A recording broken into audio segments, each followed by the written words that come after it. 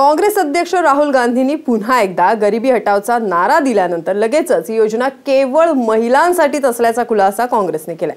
महिलांच्या हातात पैसे देऊन घरच्या कारभारणीला खुश करण्याचा काँग्रेसचा प्रयत्न असल्याचं सांगितलं जातंय। फक्त महिलांच्या खात्यात जमा होणार 72,000। ये 72,000 रुपया घर की गृहिणी के खाते में कांग्रेस पार्टी जमा करवाएगी। राहुल गांधींच्या घोषणेनंतर काँग्रेसचा खुलासा। कारभारणींना खुश करण्याचा काँग्रेसचा प्रयत्न। 20% सबसे गरीब परिवारों को हर साल 72,000 रुपए देने जा रही है।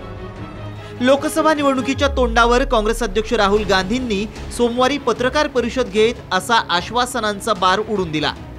ज्यांचं मासिक उत्पन्न 12,000 रुपयांहून कमी आहे अशा लोकांच्या खात्यात वर्षाकाठी 72,000 रुपये जमा करण्याची घोषणा राहुल गांधींनी केली। या योजनेचा लाभ देशातल्या 5 कोटी कुटुंबातल्या 25 कोटी लोकांना होणार असल्याचा दावाही त्यांनी केला होता। ही योजना जाहीर करताना ती फक्त महिलांनाच लागू होणार असल्याचं त्यांनी कुठेही नमूद केलं नव्हतं। मात्र काँग्रेसचे प्रवक्ते रणदीप सुरजेवाला यांनी ही योजना केवळ महिलांपुरताच मर्यादित असल्याचं सांगितलंय। तसंच गावांप्रमाणे शहरातल्या महिलांनाही त्याचा लाभ मिळेल असंही त्यांनी स्पष्ट केलंय। ये स्कीम विमेन सेंट्रिक है। ये 72,000 रुपया घर की गृहिणी के खाते में कांग्रेस पार्टी जमा करवाएगी। महिलांच्या खात्यात पैसे जमा करण्याचं जाहीर करून काँग्रेसनं एक प्रकारे घरच्या कारभारणींना खुश करण्याचा प्रयत्न केलाय।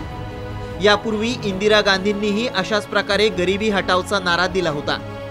आता काँग्रेसनं दिलेलं हे आश्वासन खरंच सत्यात उतरतं का की हाही एक चुनावी जुमला आहे हे पाहण्यासाठी थोडा वेळ वाट पाहावी लागेल। ब्युरो रिपोर्ट, साम टीव्ही।